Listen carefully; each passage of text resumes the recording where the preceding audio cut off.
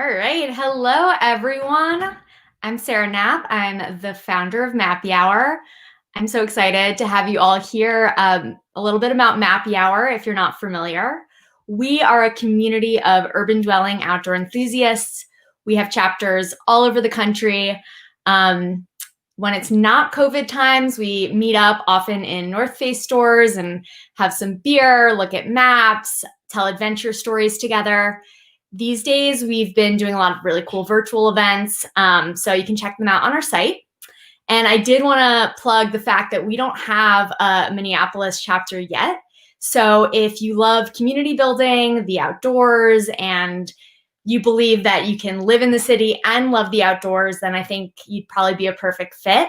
And I dropped the link in the Mappy Hour event page, so you can check that out, apply, reach out if you want more info.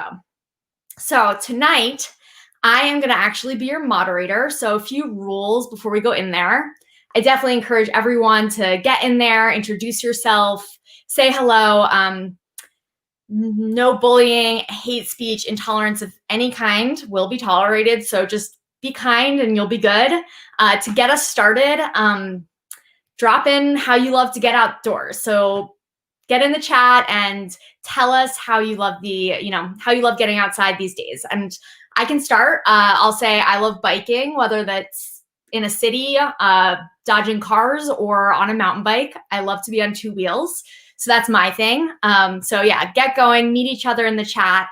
And before I introduce our next our speakers, I did want to give a shout out to the North Face and Midwest Mountaineering, and also let you know that tonight we're doing a fundraiser. We've almost raised $400, and Conrad and Sam and the North Face have hooked us up with a few really cool prizes.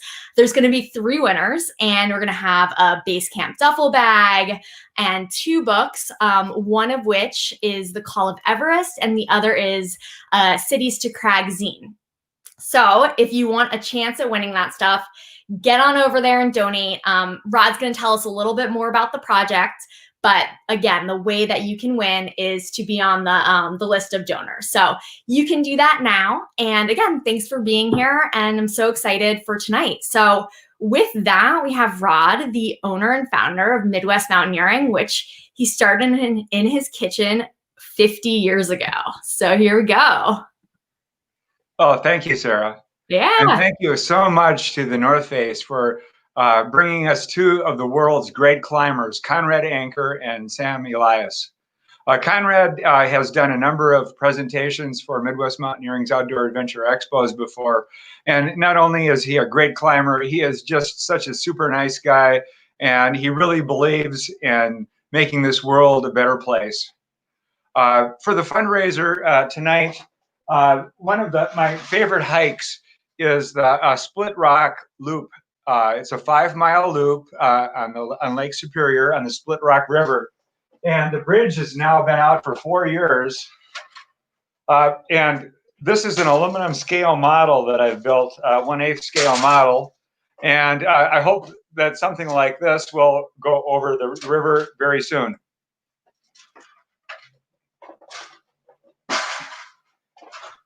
So without further ado, let's talk to Conrad and Sam.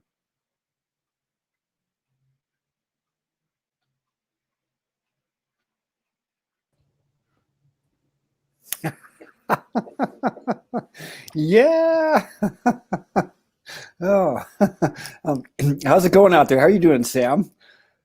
Well, just got home from a day of climbing and rebolting, and stoked to be here with my Midwestern kinspeople.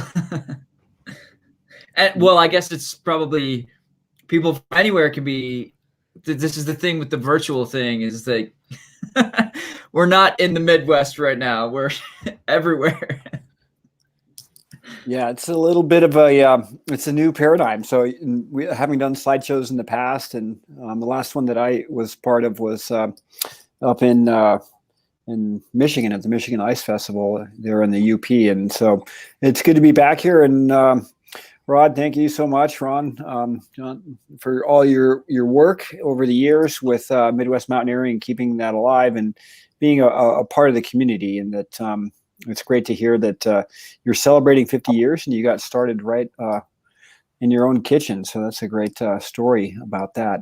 So this evening we will kind of travel around the world, but it will be in a chronological sequence with Sam and I. So we're going to go back to Mount Everest, which will be the start of what's going on here. So I'll be presenting. You can see me there, and, and we're all kind of playing it by ear. So I'm in my this is my home office, and I talk to my computer and other people on the other side of the computer. And it's kind of it's strange, but we do get outdoors, and that's where it's a safe place that we can socially distance and recreate and be connected to people. So in a sense, always look at the positive side of something. In that case, that we're getting outdoors more often, and think of all the quality time that families have had. So always something along that. So Everest is the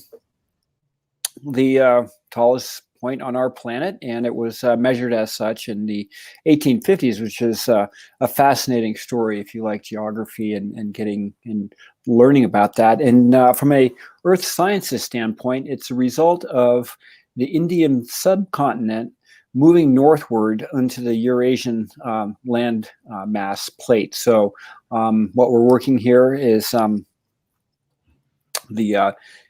plate tectonics. And so the Indian subcontinent is moving northward about the speed our fingernails grow. And that's not upwards, that's northern. And so hence the buckling of all the landscape there and everything that's part of it. One of the results of this is that the upper part of Everest, the black rock that we see there in the background, is is the former Tethys Sea. And this time lapse that is courtesy of Jim Baylog in the Extreme Ice Survey. Sam and I worked on 2010 to 2012 on this. And so it's a series of photographs that are taken at, you can see the sun shadow line going through it, and you can see how fast the ice fall is moving. And so this is some really fascinating information there. I'll let this run again just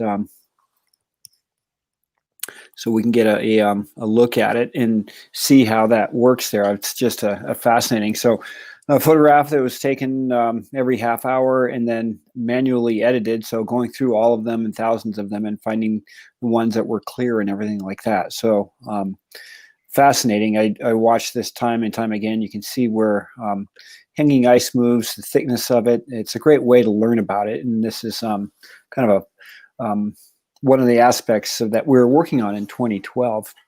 So Everest has a north side, which is this here. This was the northeast ridge and the skyline moving up there. And then the south side with the immense southwest face. And this is the north face over there. And the coming off over this way is the standard route that was climbed in 1953. So I'm going to rock a little bit of the history here, and Conrad, we'll start can here. I chime in and just one of the things I thought was super cool from being on the mountain in 2012 was that there are like sea creature fossils amongst the exposed rock, which kind of goes to the story that you were just telling about, how at one point in time all of that landmass was actually underneath the ocean. So that was like a cool part of my experience during our expedition, just seeing like little fossils in the rock up high. Yeah, so it's a limestone that is repeated throughout. So it's about 180 to 190 million years old. And so the Tethys Sea was a shallow inland marine sea, similar to what eastern Wyoming and Montana has, where there's limestone. Some of it's similar in age to the rock that we climb on a regular basis. So but it's a fascinating bit of earth sciences, and to understand that in the mountain is equally as important as the spiritual and cultural part of it. And this image here is the Rongbuk Monastery, as seen in 1924, and it was the pioneering English expeditions. And one climber here, second from the left on the screen, is George Mallory, who was part of all three expeditions and was imagine, check out this the kit these folks have compared to what we'll be seeing a little bit later. But would you want to be out there with that, Sam? So yeah, I think I would need to have a little extra body mass to compensate for the lack of clothing insulation that they had. yeah, they're basically, if you take a look at this, you can see button down jackets. Zippers were just coming into the market. There was no nylon. That came around after the Second World War. And they had multiple layers, up to 7 layers of thin insulation up to wool and silk. And then around their feet, they had their ankles a puttee, which was sort of an elastic woolen bandage that gave them warmth, but that was what they wore. And so, and looking at this picture here and using the cursor just to help orient ourselves, this is Changse in the North Col here. This is the North Ridge intersecting into the Northeast Ridge, the summit of Everest, the West Ridge. We'll be looking into this a little bit better. And then over here, this is the Geneva Spur, the South Face of Lhotse, and the route that is we'll look at in 1953 and 63 comes up through here, the Lhotse face, and traverses over to the South Col and onto the summit. Makalu back here, this is the world's 3rd tallest peak. The spectacular West Ridge is all granite, so it's one of the most aesthetic 8,000 meter climbs. And off far in the distance is Kanchenjunga. So Kanchenjunga is the 3rd tallest. Makalu is the 5th. My apologies on that. But part of this, the first descent was May 29th, and Tenzing Norgay and Ed Hillary. This is the 2 of them after they'd gone up there and looking pretty excited, and that friendship that was part of what their experience was. And this photograph, and we'll see some other photos coming up of the summit of Everest, but this was it's great to imagine what it was like. And so we have a human form there, but it's not identifiable, even though we know it's Tenzing Norgay. Ed Hillary took the picture, but we don't know, we can't see his features. So it could be anyone. In that sense, it's sort of this aspirational thing that here it was after the Second World War, that people had an opportunity to unite about something that was uplifting. And so for the English that organized the team and choosing Tenzing Norgay and Ed Hillary was a great combination of both those trips. So from here, we're going to switch over to the 1963 American expedition, and Sam's going to help out with this. And so we're just so everyone here in the audience and it's there, we're really happy to be with you, but it's all kind of new to us because I'm here controlling the slideshow and Sam's there. And so we're kind of looking at it in the same way. So we're going to click over here to the 1963 trip. And Sam, if you would like to narrate, and then you can give me a thumbs up, I'll advance the slide if that works. Well, yeah. So in 2012, Conrad and I went to commemorate the 50th anniversary of the first American ascent of the mountain, and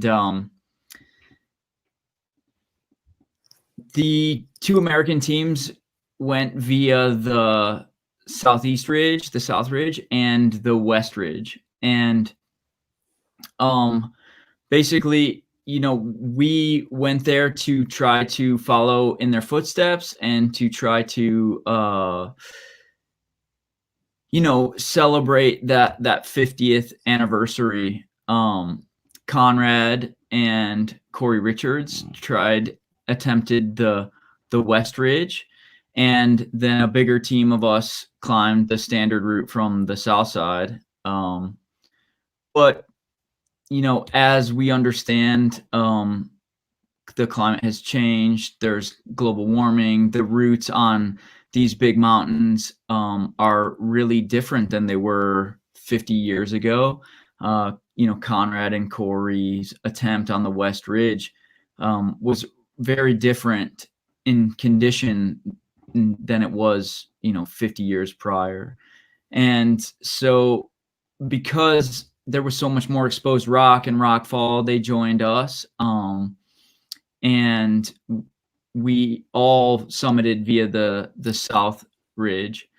And I mean, yeah, Conrad, maybe you want to speak a little bit to just the fact that the West Ridge has never been repeated, and you know, what your experience was, and as high as you got up on the mountain before you joined our. Yeah. So this classic Tom Hornbein image, courtesy of the 1963 Everest expedition.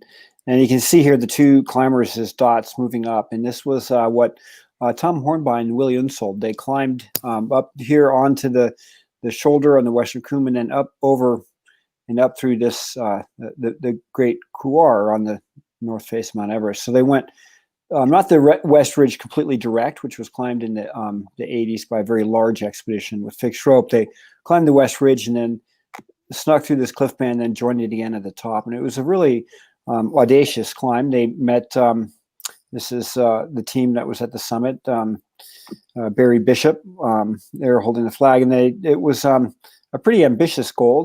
One, to repeat the standard route, but then also do a new route. It's a route that hasn't been repeated to this day, and as Sam mentioned, it is evidenced by climate change and some of the challenges that we all face. But we're going to fast forward to 2012. So we were there to with the National Geographic to have a go at climbing Everest, and this was our team here.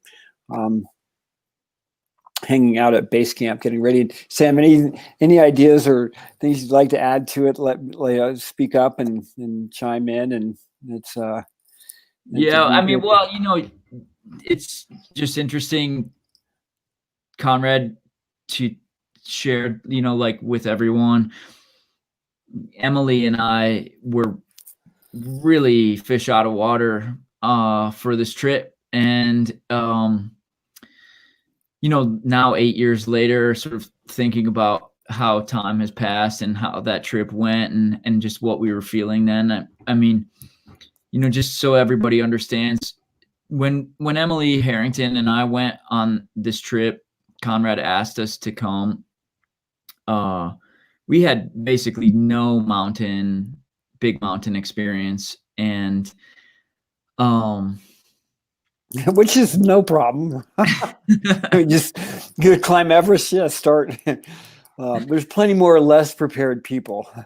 Yeah, so you were certainly well prepared. So that's fair. We learned that during the trip, but in accepting this opportunity and the gracious ask of Conrad to join, you know, we definitely didn't really know what we were getting into.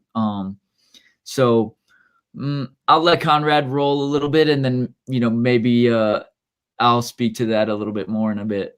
Yeah, so we had a very ambitious goal: repeat the West Ridge, do the standard route, do science work with the Mayo Clinic, with Health and Human Performance, and then work with Montana State University and hopefully measure the summit of the mountain. So we were definitely like, what more? It was a little bit chaotic because we had so much stuff going on, but Sam knows that's kind of how I operate. You know, so it was always like, oh, okay, we're doing all that and go climbing, which was a good time. But it was nice in the sense that I had previous Everest experience, but everyone else that was on the team, it was their first time to the mountain, and that sort of seeing it from a fresh perspective was really kind of a neat thing. And for Sam, I mean, what does this picture say to you, Sam, when you see it? You know, I mean, for me, I just remember almost so many new experiences and new days. This feels like waking up early, going for an acclimatizing trip up the mountain, entering into the Khumbu Icefall and Khumbu Glacier, going from basically base camp to Camp 1, maybe also Camp 2. Really, really cold, quiet, you know, like then getting up a little higher, and there's the ladders and the crevasses are really big and deep. This is kind of even still before Camp 1. And, we did several rotations on the mountain before we went for our summit attempt. I think we did 3. We were ready after 2 to try to summit, but then weather came. And so, with each trip up the mountain, a little bit more familiarity, a little bit more comfort. This is kind of between, this is maybe between Camp 1 and Camp 2. At the higher point, just that's sort of like where the glacier isn't so much fractured anymore, and it sort of flattens out into this big snowfield. Traversing on flatter terrain, the crevasses and the ladders aren't so necessary up this high. Going to advanced base camp, which is Camp 2, and yeah, just I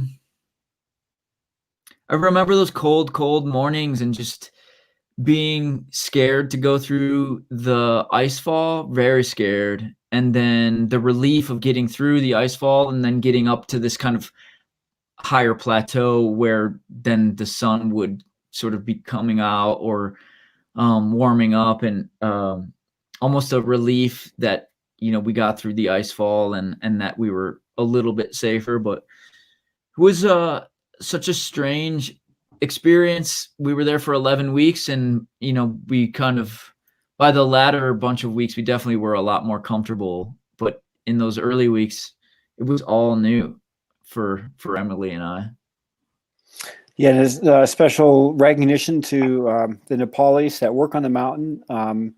So the work is a high altitude guide, and we see here a group of them carrying up material there. So our team tried, many teams were like, oh, we'll make one trip through the ice fall because it's the most dangerous from an objective standpoint. But we did between 3 and 5 rotations up through the ice fall, and it doesn't, you get better at it, but I think probably most of it is you just get used to being scared walking through these big towering ice blocks and everything like that. And you can see here, this is sort of the nature of the terrain. It's jumbled there and huge hanging seracs there. And so this terrain on the summit that we see here of the west shoulder was what cascaded down and trapped the 16 climbers in the avalanche of in 2015.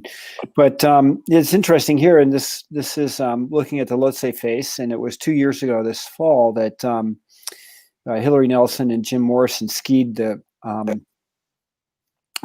Great Couloir on Lhotse, the main couloir. And Sam and you guys were thinking about it this year, and when we were there in 2012. But this was the nature of the ice. It was like that back-breaking. We call it like that because it's so hard that you can't get a good purchase with your ice pick in there. But it's because it's low angle. Your pack is on you, and it's very tenuous, and rocks are melting out and whizzing by. It's a dangerous thing, and it was part of that was the conditions that Corey and I encountered when we had to go at the West Ridge, and when we realized that going up over here on the side of this was Camp 2 here. We'd climb through this and get up onto the West Ridge. But this was all, even in the moonlight there, you can see how it's reflecting. It's in bulletproof hard ice, as they call it. But we actually, Conrad, we took our skis. Chris, Hillary, and I took skis from base camp to Camp 2, I guess, on one rotation. And it was then very sort of apparent that that's as high as we were ever going to get with that stuff. And Hillary doesn't remember this so well, but I gave her a ski lesson going down from Camp 2 to Camp 1. She can, on a presentation you do with her, you can ask her about it. Oh, what's the ski? Okay, we've got to know.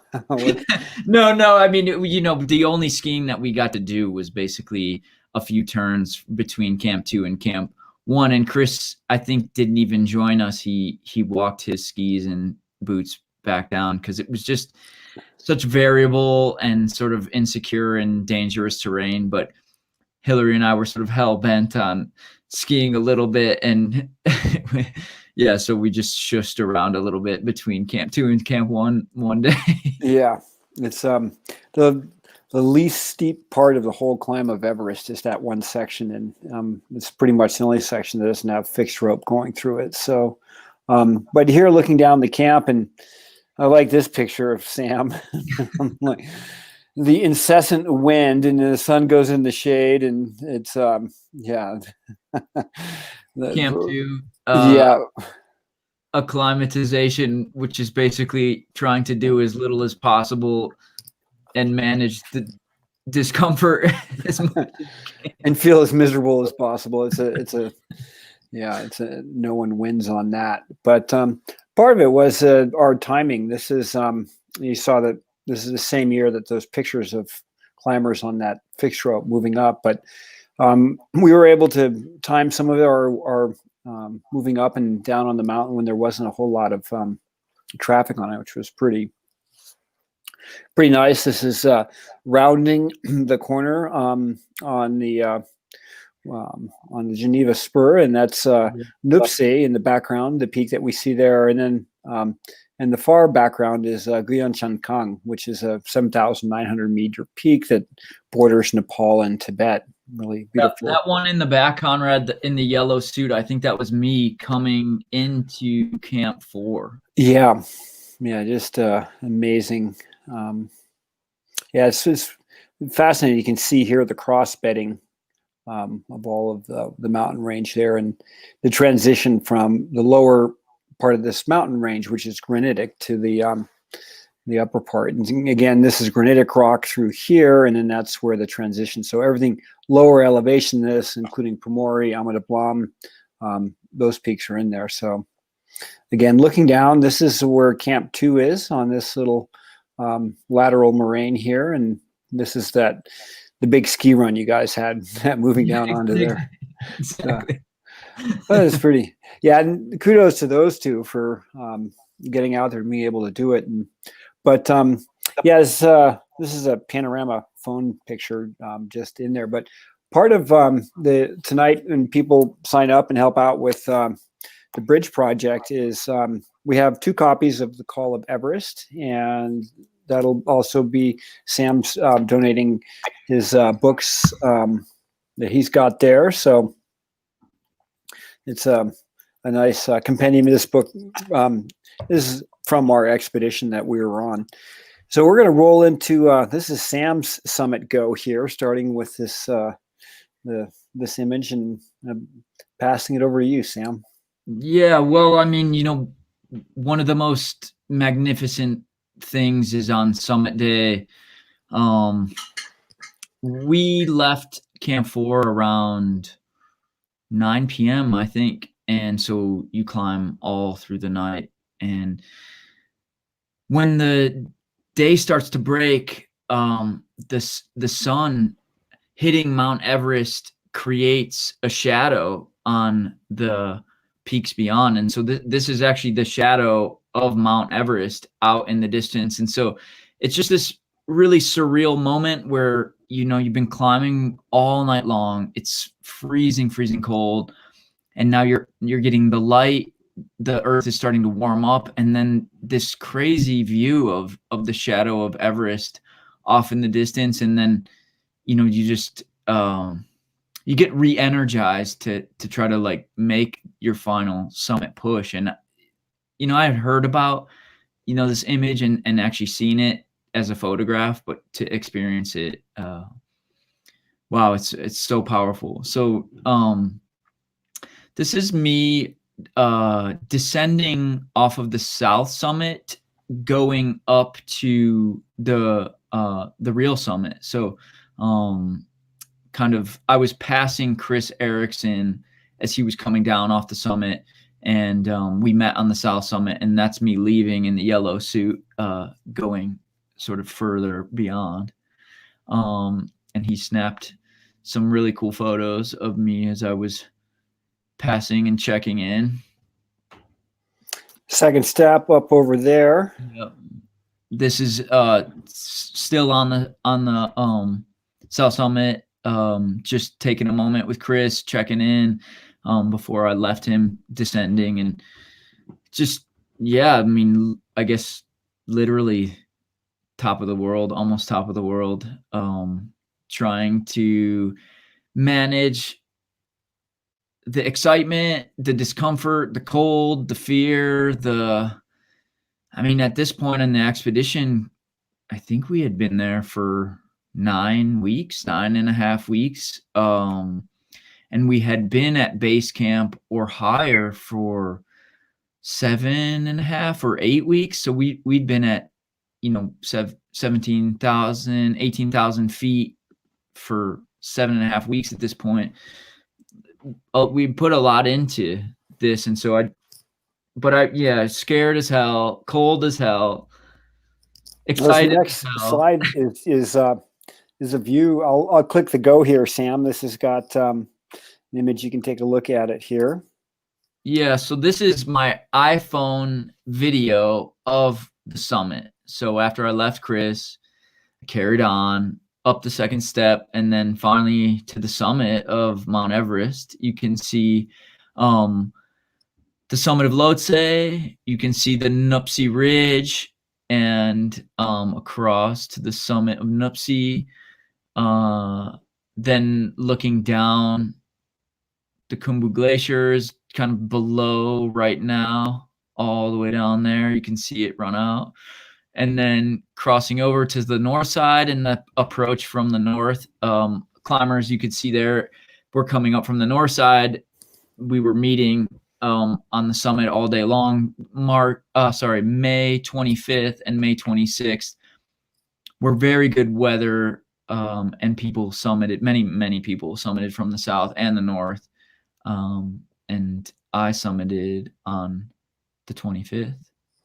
Yeah, a snapshot here from on the 25th with Pemba, who was on our expedition. You can see all the people on the side there. We're like, this was the GPS unit that we carried up there. We were ready to measure with it, but we were not able to do that due to the amount of people there. So the Nepal government remeasured again last season in 2019, and then this year there was a Chinese team that measured. So they haven't released the findings yet, either of them. There's a little bit of where it is and how do you measure it. Oh no, check this out.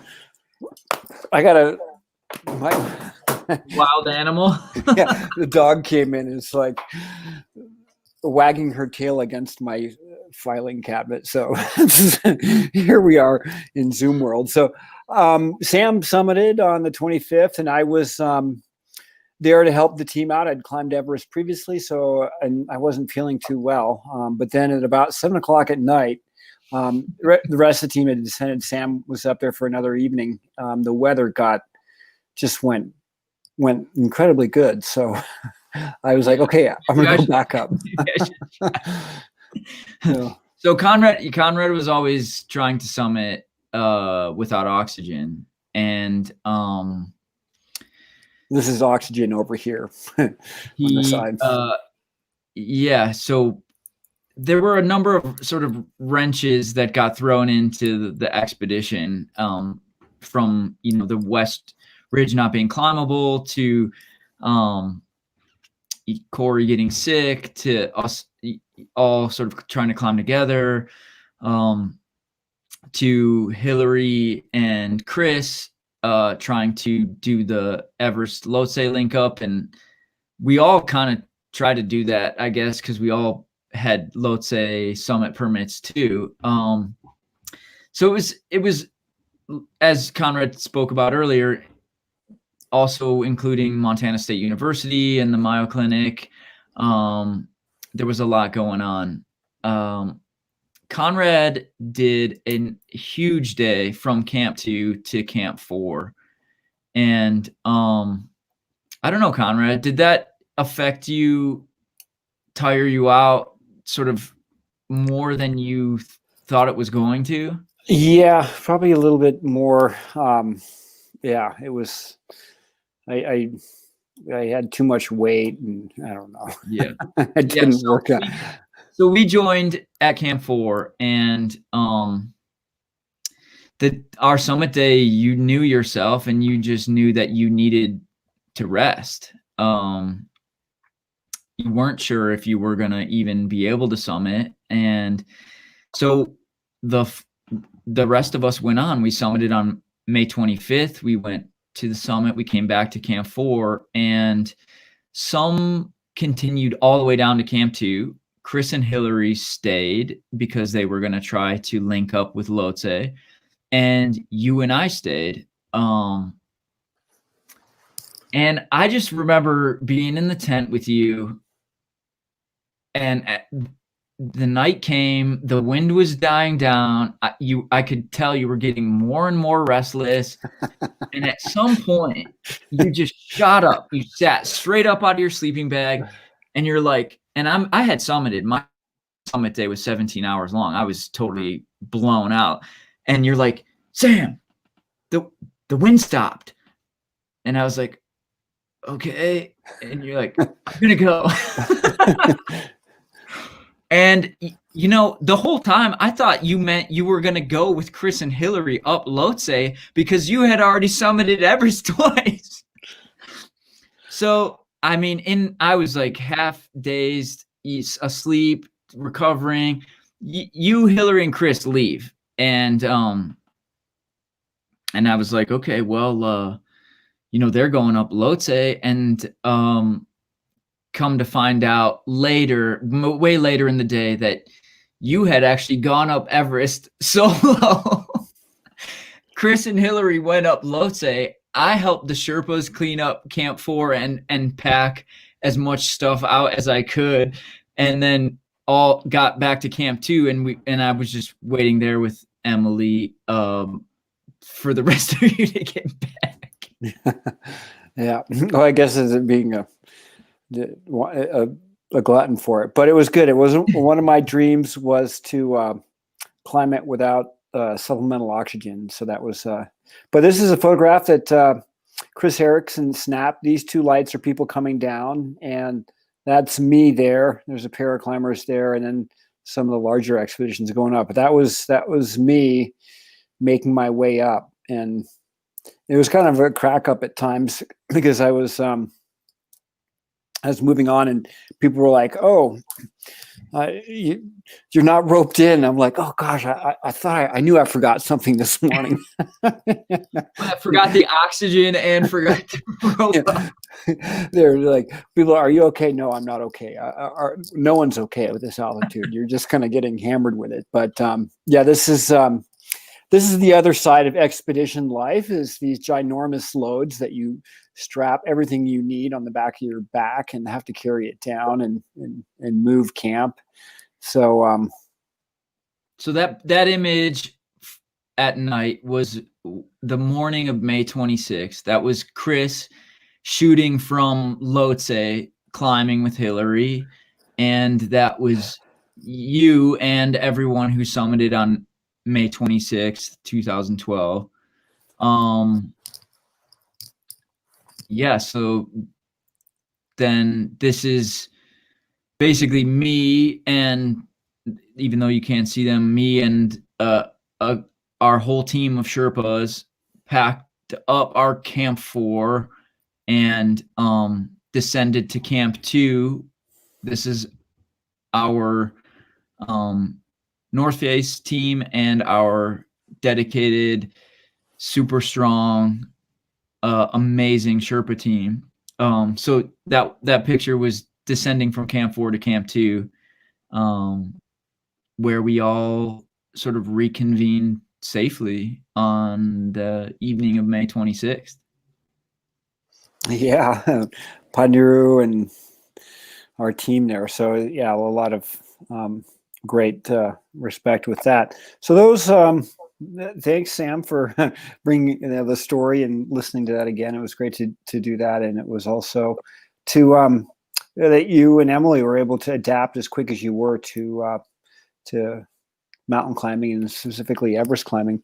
So off to ice climbing. We'll share a few images that we can then look at, but it's Sam and I have an affinity for a wintertime diversion, ice climbing, and it's always been great visiting Minneapolis, St. Paul, and then driving up to Thunder Bay and climbing there. And that's kind of local for you guys. Hopefully, we'll be able to visit our neighbors to the north and climb there in coming times once again. But it's sort of this ephemeral sport. I mean, most rock climbs, the handhold's there. It's not going to change.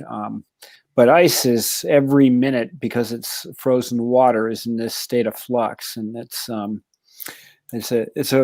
wonderful way in that you have a set of tools, and the problem solving that you get to do with it is you can really apply your own style and technique to it, because the medium is so flexible. Whereas if you're climbing the boulder problem pitch on the South A wall, like Honnold did, there's no escaping. It's a 12C move that looks exactly like this. In ice climbing, there's all those varieties to it. So, and this is the Ouray Ice Park way back in the day, before it became sort of what it is, and they started farming ice there and the other aspects of it.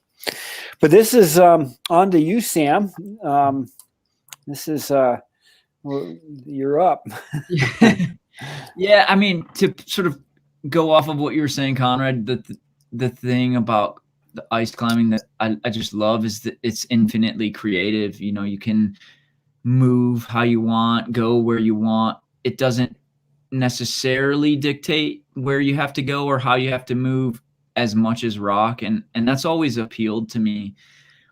You know, that, and being a skier my whole life, coming from a ski racing background, loving winter, not minding being cold, not minding all the gear. It's a pretty interesting pursuit for sure. You know, pure ice climbing in and of itself.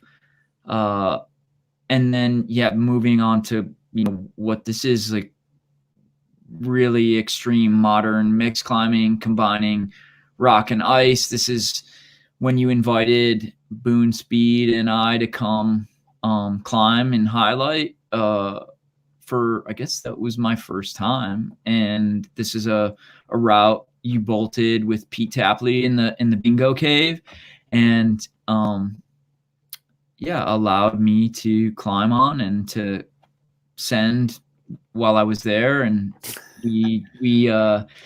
we called it Inglorious Bastards because the movie Inglorious Bastards was new and provocative and interesting and funny at the time. And there's something about mixed climbers and sort of maybe even winter climbing and ice climbing in general that's kind of maybe some sort of group of inglorious bastards, but some loose association that we named it. And yeah, I mean, you know, for me, transitioning from being a rock climber to a winter climber, an ice climber, and a winter mixed climber, just allowed me to diversify my skill set and to continue to climb and to enjoy climbing in different seasons, and just a wild way.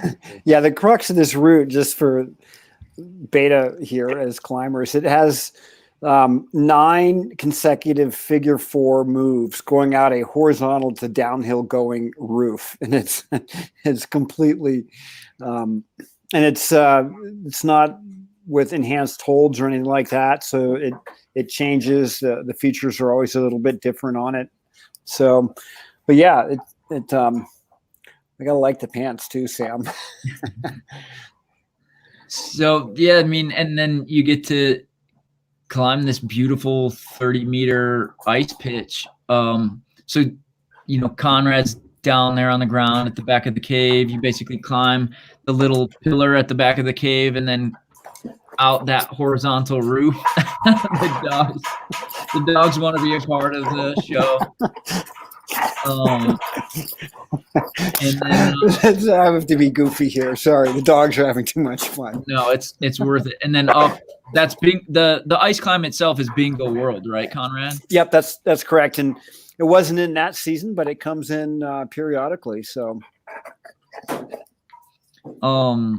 so yeah, I mean, I don't know, another place where I've gotten to climb quite a lot, where Conrad and I both have gotten to climb a lot. This is again a modern version of the Ouray Ice Park, where they are farming quite a lot of these huge ice climbs via pipes and sprinkler systems on the top of this really beautiful canyon.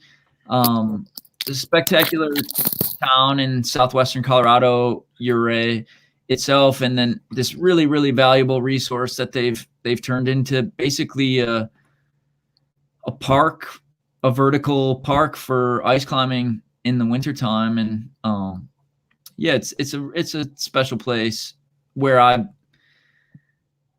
don't know, had some success competing, which is sort of strange for me in my climbing life. I grew up skiing and ski racing, and so competition was a part of my younger years, but I never thought that competition would be a part of my climbing. And there's something very special about the Ouray comp because it's outside, it's on mostly natural terrain that in the last few years has incorporated some artificial terrain.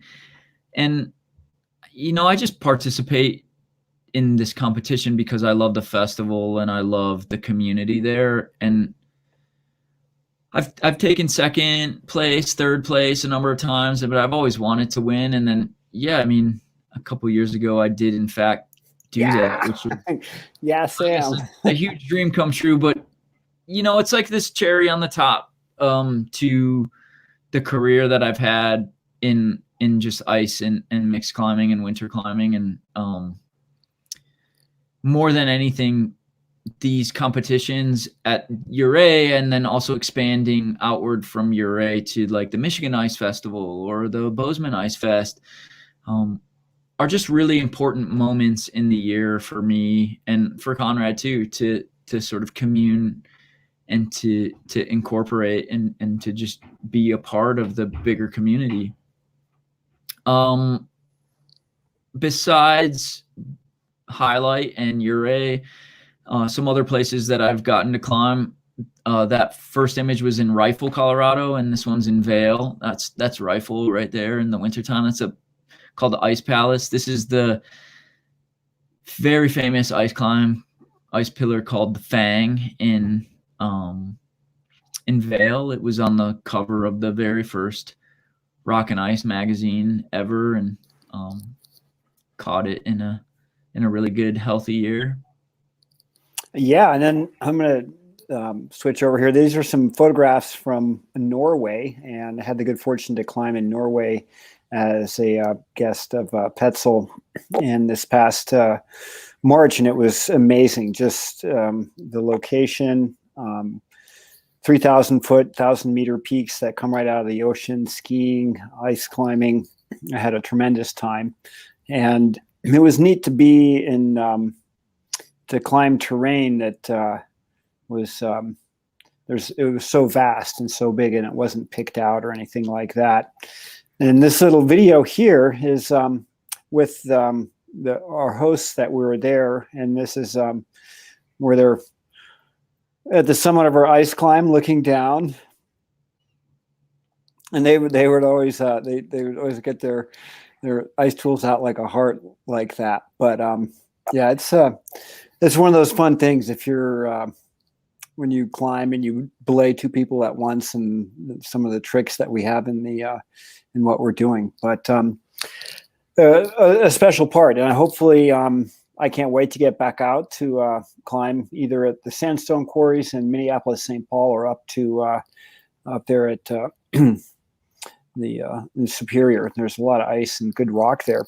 So our last little journey here is kind of climbing more domestically, post-COVID and everything that's changed in what's going on. And Sam and I have a mutual connection through Memphis Rocks, which is a first of its kind. It's a nonprofit climbing gym that doesn't turn anyone away.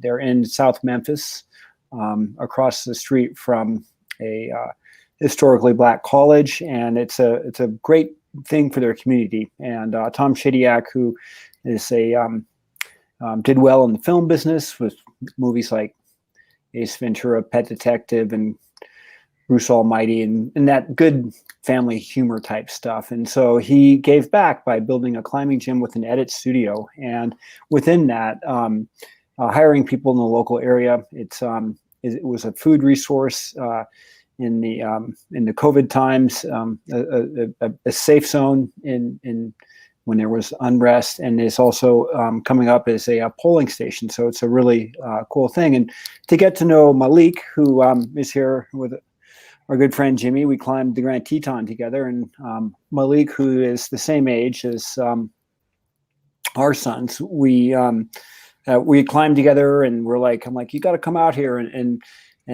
experience the mountains and go backpacking. And it was it was a great experience because there's something that I had my life is dedicated to, which is being outdoors and being able to camp out and sleep and just this natural environment, and the benefit that I have, that the community and the intrinsic reward, the value set that I have, is something that climbing is really good at sharing that, and having that connection to a climbing gym, and then having this opportunity to go outside. So Malik here in the front, Manoa in the back, and Jimmy and Sam, all of us in there. Here's Sam looking appropriately leisurely in his shorts.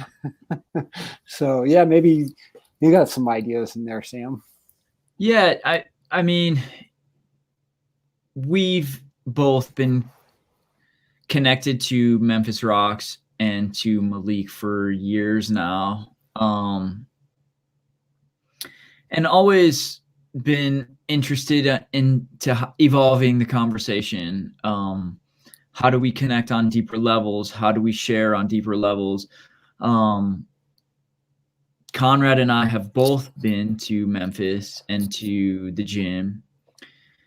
And I guess we just Conrad wanted to sort of invert that and have Malik come out into his life, our life, into the mountains, into the West, into the experiences and the places that that we spend a lot of time. And so Conrad invited Malik out to Montana and Wyoming, and yeah, we had this really beautiful sort of 2-location, 2-objective mini road trip, which ended with the Grand Teton and a great success for us all. And you know, what I think was kind of a life-changing experience for everyone involved, but for very, very, very different reasons. And you know, as our world is changing, and there's so much conversation, these experiences, these sort of simple experiences of shared culture, conversation, both, you know, in Malik's home or in Memphis or in Memphis Rocks in the city, but also, you know, out in the more wilder places on the mountains are really illuminating. And, you know, Conrad's just curious to push on that button, and as am I. And I think from both of us, you'll see more of these types of trips, these types of experiences, where we have this element of exploration, these wilder places, these mountainous places, these that obviously we've spent a lot of our lives in, but also trying to bridge gaps and start conversations and to blend cultures in ways that I don't know if we've ever thought about before. So yeah, it's good, and it for me, it's what climbing brings to me is a manner in which we communicate with other people. And if we go out on a climb, the challenge isn't a set of rules and a field and a ball and another team of humans that you eventually compete against, and someone loses, and it just doesn't. That's not the way I like to communicate with people. So when we're out climbing, this right here is the adversary, which is gravity and the weather, and so we have to work together as a team, and that full trust in your climbing partner is something that is we need more of that in as a way to communicate. And that when things are anonymous and you're hidden by a little microcomputer in your hand and a glass screen, tensions can rise. And then you meet the person, and then you're like, you're polite, and there's decorum, there's decency. But then when you go climbing with someone, and all of a sudden it's like, wow, you've held a fall and safely belayed me. We've connected on this really meaningful level. And so for Sam and I, we just get on the call and we're like, oh, yeah, how's things going? And because we've been in a place where just getting a cup of lukewarm tea is a huge effort. And so when we come back and we've had these deeper experiences, our friendships so much the better for it. So yeah, appreciate that. And keep your eyes peeled, viewers out there, for Real Rock, which is there's a story about Memphis Rocks coming up in Real Rock. So take a look for that coming up this October, November when it's released. So as we wrap up here, we're getting on to an hour. Thanks to the National Geographic for the 2012 expedition to North Face and North Face Climb for believing in Sam and I and getting us out there. And for the photographers, Jimmy Chin, Chris Erickson, Galen Rowell, Andy Barden, Boone Speed, and more of our friends that helped us out and contributed images to our presentation, which is a pretty good thing to do. So we're going to, I'm going to, Red, yeah, we should, that actually, it's interesting, that last image of me Malik took, and Malik is a photojournalist who by trade definitely was much more of a photographer and a camera person before he got into climbing. And he's kind of Memphis Rocks' photographer and social media manager. And so definitely a big shout out to him as well for the images, and also for him joining us on that experience. But yeah, that reclined image of me on the Grand, Malik actually took that photo. There we go. So Malik, if you're watching, thank you for your photography, and get your name up on that. But I was going to go back, and we'll get a picture of Everest there, and we've got a few questions coming in. We have one from Justin Voss, and maybe Sam, if you'd like to start with that, I'll get a placeholder slide up for our. Sure. So Justin asks, for either Conrad or Sam, as you've gotten older, has your fear increased or decreased? What has contributed to that increase or decrease?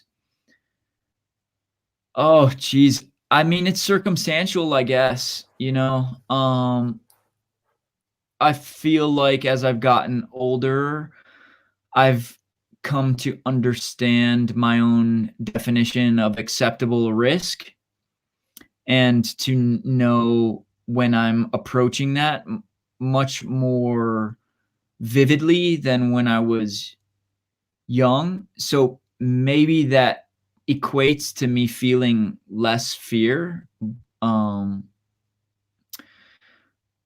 But there's still, I think fear is really healthy, and it comes with a certain awareness of self and awareness of partner and group and awareness of environment that I think is extremely necessary.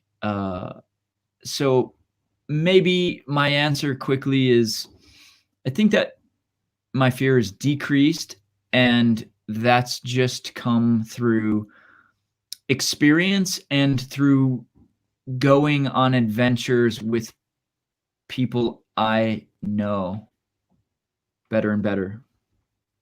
Yeah, thanks, Sam, and thanks, Justin. So fear is our self-preservation instinct. It doesn't get more real than that. And we've all, whether it's a near miss in an automobile or in some other thing there, where we've felt that that things might not be the same. So understanding fear and listening to it is a good thing. And it's also having fear is it's a humbling thing. And there, people that if you don't have that dialogue with fear, you think you're invincible and you just run around the world and it's all there. But you get when you get scared, then all of a sudden you realize with that one. So, but yeah, Jennifer Hilton, Sam, building on trust, and so her question is, how does trust build and the connection between people and kind of within ourselves, and is trust connected to fear? I mean, for me, trust kind of is directly equated to time and to experience and to patience. I mean, I think it's possible to build trust through some sort of bigger high consequence, sort of unexpected experience, where maybe something was super powerful or something went wrong. But generally speaking, the pursuits and the people that I have trust in, I've spent the most time with and the most time doing. And the other part of that too is like, I feel like a certain trust, a baseline trust and knowledge of self is very much required before you even go to any of these places or put yourself into anyone else's hands or have them put themselves into your hands. And so, yeah. That's a good one. We have a question from Lane about big expeditions, mixed and ice, and the progression to get there. And a similar question that Brian Dempsey's asked for us, to move from rock climbing to alpine to mountain climbing. And so, and looking at that, I started out in the Sierra with my family backpacking, and then rock climbing and kind of progressing with that. And when I was 16, it was like, I got to go climb Mount Rainier because it just seemed like it had glaciers and it was big, and that's what mountains looked like. So it was a formative expedition for me. But it was also at a young age, I realized being outdoors and in the wilderness was my happiest point, and that all work and what I did in life would go towards that goal. And selfish or not, but that's what I ended up doing. And we're really fortunate to be with that. So start out at the climbing gym, if that's your introduction to it, or if it's backpacking or trail hiking, trail running, and then become adept at traditional climbing. If you are going to venture to the Himalayas, climb El Cap and climb Denali. Both those will offer a skill set that was going to come in quite handy if you're over in the Himalayas. So that's kind of a key part on that. Sam, you want to touch on the progression? Sure. I mean, for me, I was a ski racer through college. I didn't really start climbing till after college. I was 21, 22. I started by climbing in a climbing gym outside of Detroit, and also by doing trips to the Red River Gorge, mostly, and a little bit to the New River Gorge. And sort of launched from there, sport climbing for a couple of years, moved to Colorado, and that's where I started ice climbing and winter mix climbing because I was living in Western Colorado. There was no chance for me to go rock climbing, so I had Vail. And yeah, so then I sort of had basically had the skill set of rock climbing, gym climbing, bouldering, ice climbing, winter mix climbing, skiing, ski racing, backcountry skiing. And yeah, that started in 2005. And I sort of progressed basically from sport climbing and bouldering to trad climbing to ice climbing and winter mix climbing. And but yeah, it's just, I guess, following the calling. You know, some people will never want to be an ice climber or try ice climbing. Some people never want to use cams and climb cracks. But if you're curious, try to find folk to do it with. That's kind of how our community works, I guess, a little bit. It's just like I always learned new things by being taught by people who already knew those things. But I had a curiosity, and That's great to touch on mentorship and the connection to people. And so we've got a quick question from Samantha here about during COVID, what do we do? So everyone has these, right? So we're all dutifully wearing our masks when we need to. So that's the first thing is, that's part of it. I'm here in my office, so I don't have that on. But when I've gone back slowly to my local climbing gym, and they have there's a Wednesday morning from 6 to 8 a.m. So it's mandatory masks all the time, but there's a limited amount of people that come in that early morning time for if you have a pre-existing condition. So check that box because I had a heart attack, so I got in there and do that. But going outdoors, I have there's 3 or 4 climbing partners that I climb with that are, quote, in my pod, and we maintain social distancing. We realize now that it's more airborne than primarily touching. Initially it was, like you would touch something, and so you would like spraying your gree in between use and getting the rope, all these sort of things. But now it's being in there. But kind of coming back to it is it gives us a chance to get outdoors and to see more people out there and things like that. So any thoughts on that, Sam? Yeah, I mean, I got COVID in early March. So, but I don't think that my behavior is any different now than it would be. I mean, for me, I just try to stay as educated as I possibly can be from a variety of sources of information. And I just, try to be educated and about the realities of what the virus is and what it does and how it's transmitted. And but I've been always, even before I knew that I had it, I've just been a big proponent of being super safe and super conservative. For me, wearing a mask isn't a big deal. For me, extra sanitation, hand washing, hand sanitizer, social distancing, it's, not that much to ask to potentially not infect other people, get other people sick, potentially have other people die, and try to also pursue the things that I really want to pursue. So again, kind of going back to that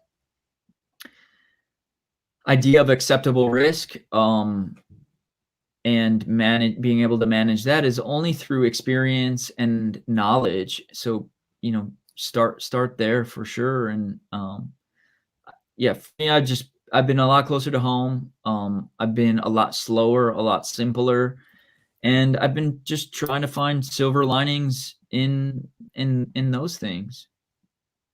Yeah, that's a great one there. So Alex asks what are favorite, most memorable experiences in the Midwest. So Sam, you can start, and then I'll add. Well, to I mean, I'm from Michigan. I'm from Detroit, metropolitan area. So I have super fond memories of, I mean, now the fall in the Midwest is super special to me. My girlfriend and I are both from Michigan. We the colors, the trees changing. I have really fond memories of Michigan Ice Fest, of Lake Superior, of skiing at Marquette Mountain, of ice climbing during the Ice Fest, and also of the Michigan Ice Film. Yeah, I feel really deeply connected to that part of the country, and to yeah, to the mentality, and to the work ethic, and to the people there. And then now, I mean, I wasn't into outdoor recreation very much. My family wasn't. And so now, in this life that I'm living now, I get to go back and look at the Midwest with new eyes, and that's incredibly special for me.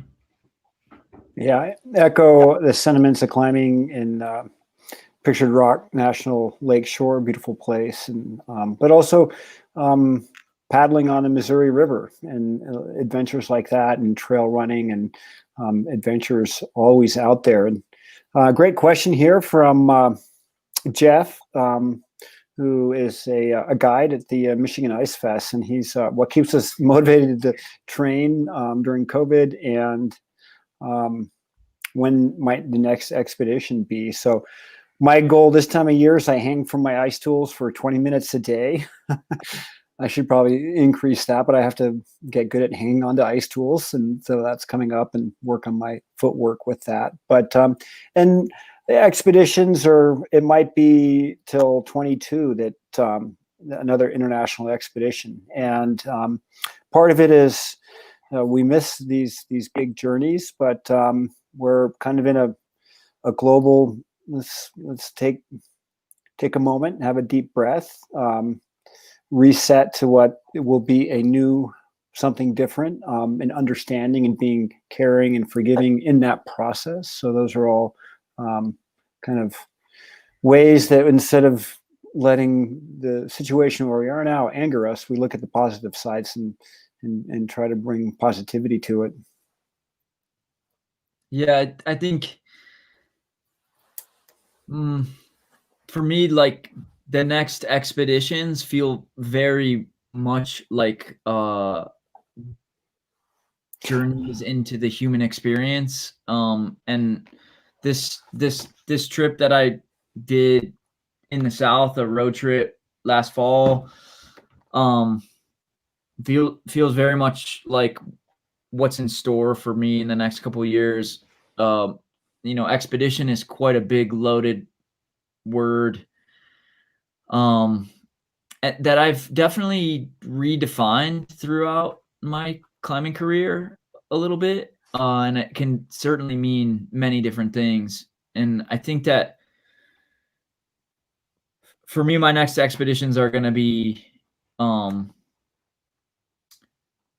pretty different than something like Mount Everest, or a big mountain, or a big remote objective, or it feels like our definition of that might be changing. That's a good one. We have a Ed asks how important is voting in November to climbers? What's on the line? Yeah, make sure you're registered to vote. Everyone that you're with in your circle of friends and your circle of influence is registered to vote. And look at the candidates, and be there. And a lot of voting in the United States it's our right. It's also our responsibility, and we should take it seriously with that. So, but yeah, we're let's see where else.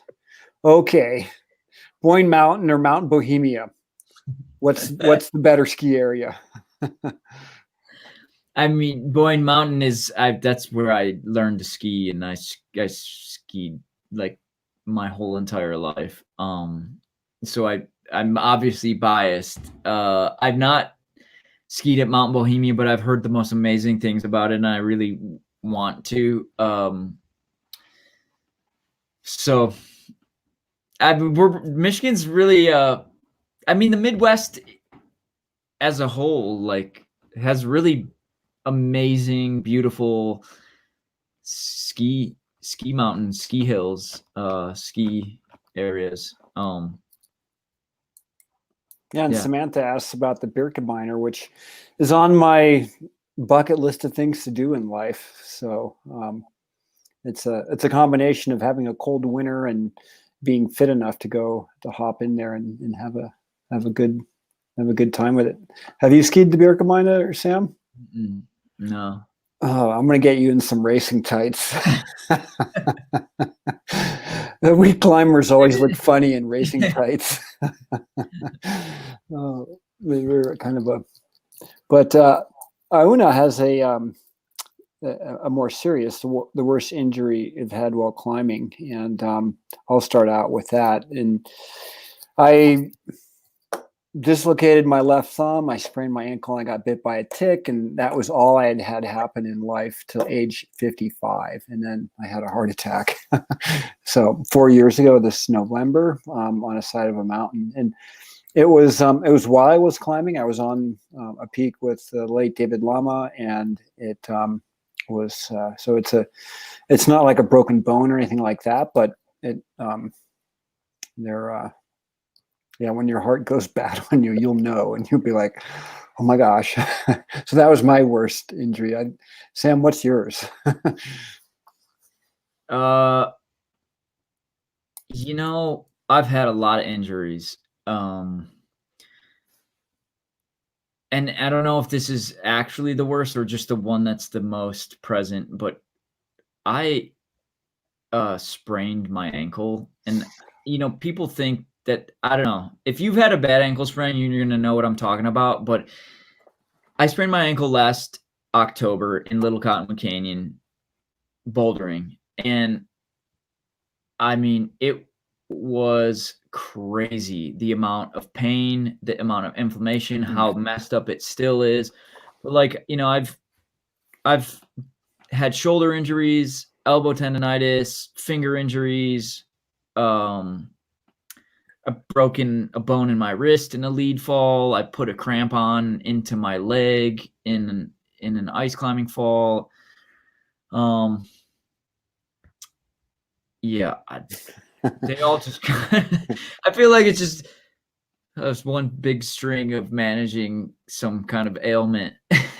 Yeah, I think it's part of gravity's gonna win, and as the saying goes, nature always bats last. And so it has the but it looks like we're wrapping up on the question ends here. And so Sarah from Mappy Hour is with us. Hopefully people are going to sign up and get the Twin Cities Mappy group going. It's a great way to meet people and share ideas. And I like the premise of connecting to the outdoors in an urban place, which is kind of a nice thing. So maybe we can switch over and bring Rod onto the camera again. And Hey, everyone. Yeah, there's Rod. And then we have 3 gifts. So one of them is a base camp duffel, which is you can throw all your kit on there, and so there. And then we have a package. So you'll get this Call of Everest, and then Sam's book, which is, I'm not going to run over to my bookshelf and grab it, but he's got it there. So you'll be getting both books on this, and we appreciate everyone that has helped out for the there we go, Call of Everest. It helped out with Kilroy was here with the bridge project. We really appreciate that. Thank you so much, everyone, for your donations for the Split Rock Loop Bridge project. It's one of my favorite hikes, and I think one of the best 5-mile loop hikes that I've ever done. Yeah. And Rod, we have the winners here. We have them. Would you like to share with the lucky people here? Sure, that would be great. I don't have their names. Okay, I'll run with it. I'm here. So I was being deferential because you're the man and it's your there. So we have 3 winners, Sheridan Brown, Tanya Cornelius, and Chris Braden. So the 3 of you are there. And there's so maybe if the 3 of you are still on here, which one of you has the birthday closest to today? And that whether it's Sheridan, Tanya, or Chris, whichever you has the birthday closest today gets the base camp duffel, and then the other 2 will get the book package. How's that sound? So if Sarah's there, we have the